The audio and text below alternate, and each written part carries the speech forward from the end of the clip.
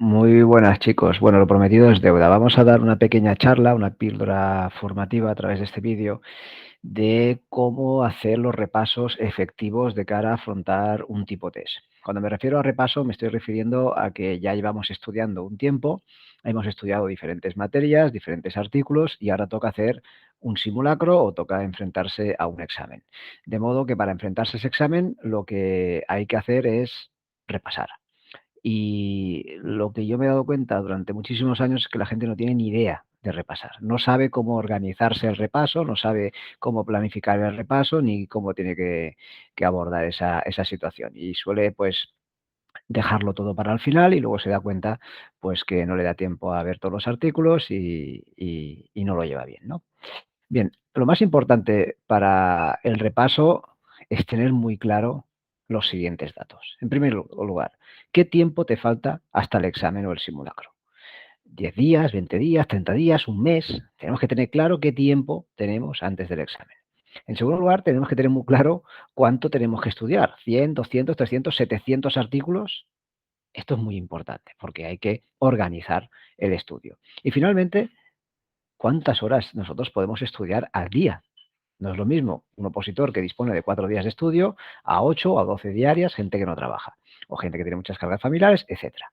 Y luego, lo más importante, una vez respondidas estas preguntas, la dificultad de lo que tenemos que estudiar.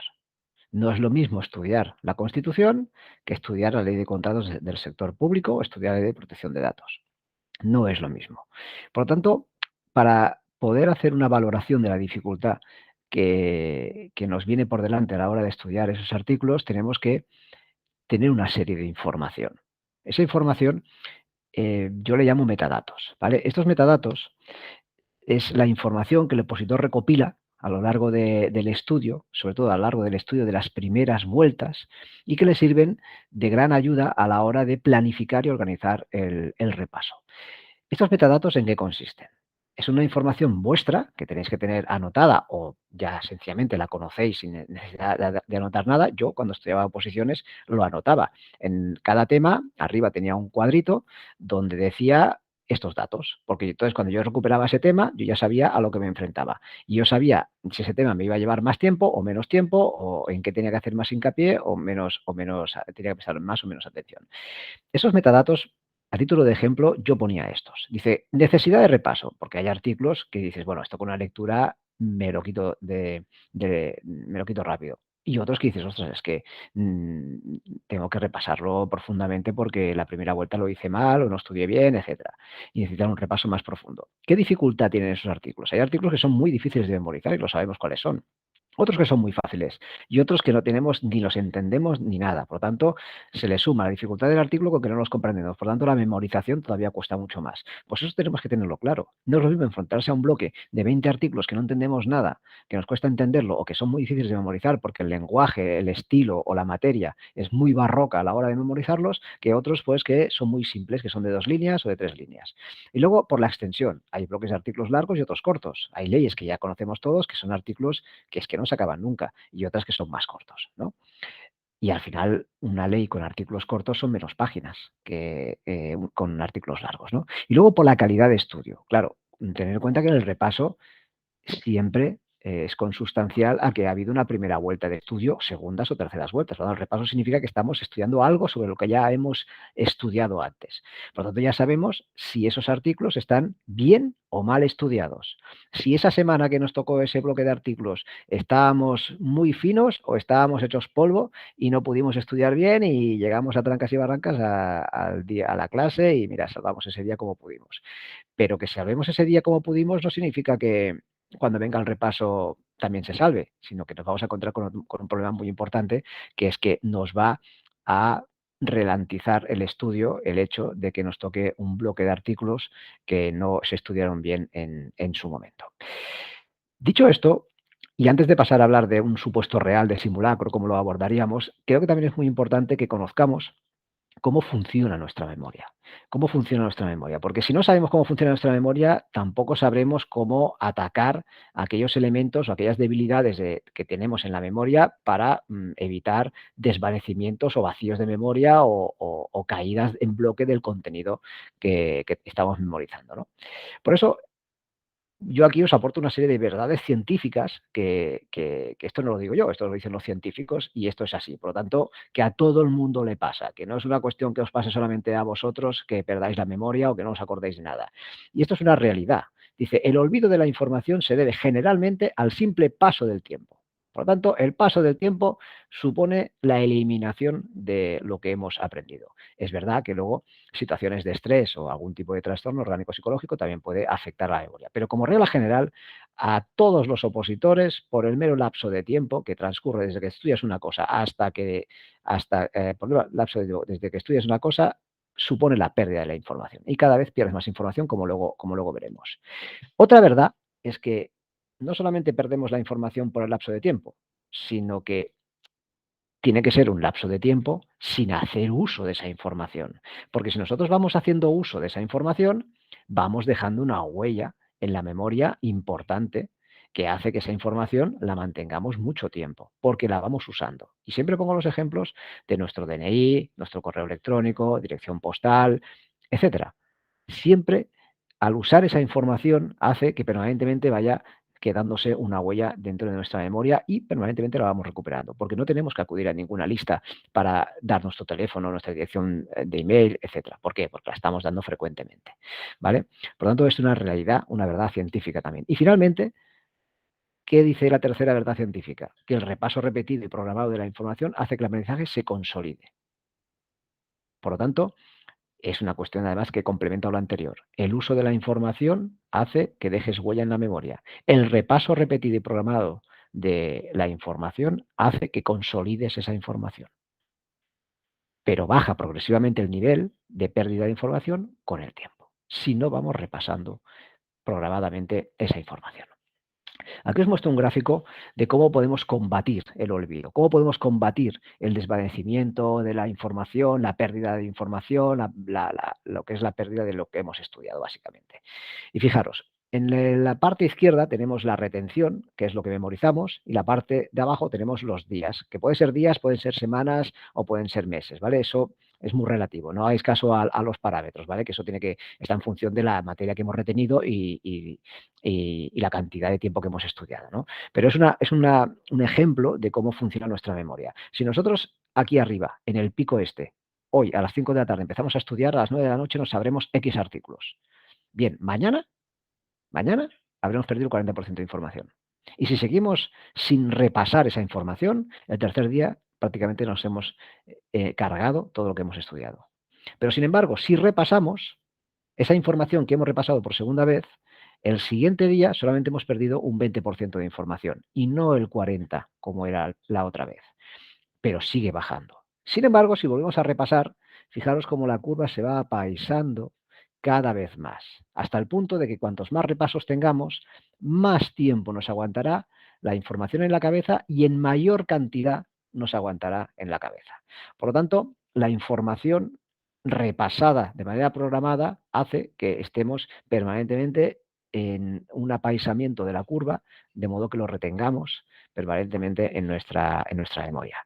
En conclusión, ganar una oposición pasa por revisar, repasar y practicar lo que estamos estudiando y lo que estamos practicando en la oposición. Los casos prácticos, el estudio memorístico de los artículos, la comprensión de los mismos, etcétera. Pasa por revisar, repasar y practicar periódicamente lo aprendido por tal de mantenerlo o de lo contrario se termina desvaneciendo. Esta es la clave de todo esto. Rafa Nadal, que lo tenemos aquí en la imagen, decía que la clave de su éxito es entrenar, entrenar y entrenar. Pues en el ámbito de la oposición, si lo trasladamos al ámbito de la oposición, vosotros que sois atletas de alto rendimiento, pasa por revisar, repasar y practicar, revisar, repasar y practicar. Esto es lo que tenéis que hacer de manera machacona y podréis llegar a ser un número uno. Porque si no, no. Va a ser imposible. Si este hombre, Rafa Nadal, no entrenase, ya os aseguro que no sería lo que es, ni se mantendría tanto tiempo arriba como es, ¿no? Bien, vamos a pasar a ver un caso real, ¿vale? Un caso real que podríamos tener en el siguiente simulacro que tenemos todos para la plaza de auxiliar administrativo. Acordaros que el método 3-2-1 es un método que yo aconsejo en la primera vuelta, ojo, en la primera vuelta, repito, en el cual es muy importante que en la primera vuelta ya metamos 3 vueltas al estudio del artículo. Vemos en la columna de la izquierda que estos 20 artículos los metemos en 6 días, de modo que los 3 primeros días son 7, 7, 6, que equivalen a 20, en los 2 siguientes 10, 10 y el último 20. Si son más artículos, pues hay que meter más artículos. Esto es lo que hay, ¿vale? Normalmente, los 2 columnas de la izquierda es para grupos C1, C2 y para los grupos de la derecha es lo que yo exijo para grupos A1, A2, ¿vale? De modo que esto es cómo va funcionando todo esto. Ahora bien, esto es la primera vuelta, esto es el primer estudio. Vamos a ver cómo se trasladaría todo esto a un caso real de repaso. Bien, este es el caso, por ejemplo, de repaso del grupo de iniciación, donde tenemos que aquí arriba el 1 del 2 hicieron ya un simulacro que les fue bastante regular. Vale, y hemos empezado el 8 del 2 a estudiar más artículos. De este a este de aquí, esto de aquí, esto de aquí. Y luego tienen aquí un simulacro que alcanza de lo estudiado en las semanas 3 a 5 y 18 a 22. Yo he calculado que aproximadamente son unos 150 artículos, ¿vale? Los que tienen que estudiar para el día 22 del 3.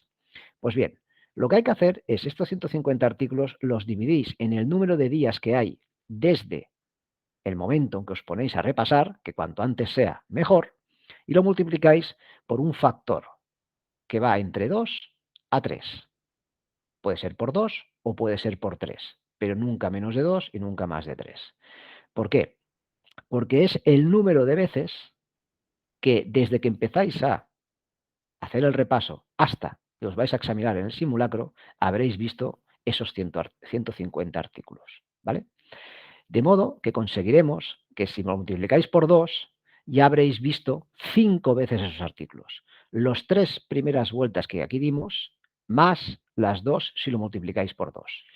Si sois alumnos que tenéis tiempo, sois alumnos que la materia que vamos a repasar ya la habéis estudiado en otras oposiciones, sois alumnos que estáis mega motivados, pues meterle el 3. Meterle el 3 y habréis dado 6 vueltas de esos artículos. Las 3 en el primer examen que se hizo, la primera vez que se estudia, más las 3 que se meten ahora. Por tanto, se va muy bien. Ahora bien, si metéis por 3, lógicamente el número de carga de artículos diarios se aumenta considerablemente. Por tanto, siempre ese factor está entre el 2 y el 3. Y como cada alumno es una circunstancia diferente, yo, y sois muchos alumnos, no puedo particularizar. Si alguien me lo quiere preguntar y tal, lo podemos ver. Yo lo particularizo mucho en otras oposiciones que tengo menos gente, nivel A1, por ejemplo. Pero aquí me cuesta mucho más particularizarlo porque cada uno tiene sus circunstancias, ¿no? Entonces sería difícil acertar con el dígito correcto, ¿no? ¿Vale? Pero entre 2 a 3, puede ser 2,3, 2,4 o 2,5. De modo que haríais entre 5 y 6 vueltas. Si, por ejemplo, nos trasladamos este ejemplo al grupo de avanzado, vemos que estamos hoy a día 10 y a día 15, pues les queda poquitos días para examinarse. Del 15 se examina el día 1. Y tienen también unos 150 artículos aproximadamente, hay que dividirlo por el número de días que les quedan poquitos, multiplicados por 2 a 3. Y lo mismo, darán 5 o 6 vueltas. Si esto lo trasladamos a un caso real, nos podemos encontrar que el grupo de avanzado, si tiene 150 artículos y le quedan 15 días para el examen, multiplicamos por 2, va a 20 artículos diarios de repaso, lo que supone que en una semana puede repasar los 150 artículos, ¿vale? Porque 7 por 20 casi son una semana y 8 días. Puede repasar los 20 artículos, que es un muy buen resultado poder en una semana o en 8 días estudiar los 150 artículos porque que mantendrá muy bien en la memoria. No se va a desvanecer nada después de 5 o 6 vueltas estos 150 artículos y lógicamente se han estudiado bien. Pero sin embargo, si estamos en el grupo de iniciación, que tenemos más días, porque vamos a empezar a repasar antes, porque circunstancialmente pues tienen esta oportunidad de empezar antes, porque hemos hecho este vídeo, por ejemplo, pues dice, ostras, tengo 30 días porque su examen es el 22 del 3. Pues podemos tener un factor corrector superior, nos va a permitir pues que esos artículos ya demos casi 6 vueltas. Por tanto, si dividimos 150 artículos por 30 días que les queda antes del simulacro y lo multiplicamos por 2,6, son a razón de 13 artículos diarios repasados, de modo que en aproximadamente 2 semanas podrán repasar 150 artículos, que tampoco está nada mal por estar en la quinta o sexta vuelta de los artículos, ¿vale? De modo que con eso conseguimos, pues, tener una planificación de decir: "Mira, yo tengo que meter 20 artículos diarios porque, bueno, he empezado tarde a repasar", pues es lo que hay. Pero si empiezas con más tiempo, tienes menos carga de artículos. Pero es cierto que tienes 2 semanas desde que has visto un artículo hasta otro. Pero ojo, estos artículos, los 20 artículos diarios y los 13 artículos diarios, tienen que acumularse al estudio diario, porque nosotros estamos siguiendo un sistema mixto de arrastre y de vueltas. Es decir, que vamos avanzando y vamos repasando. Es decir, vamos avanzando y vamos arrastrando. Y de esta manera vamos consolidando la memoria y no evitamos el problema del desvanecimiento de toda la información que hemos estudiado, porque si terminásemos el tema y volviésemos al tema uno, hubiese pasado tanto tiempo que estaríamos en la parte del sótano de la curva del olvido.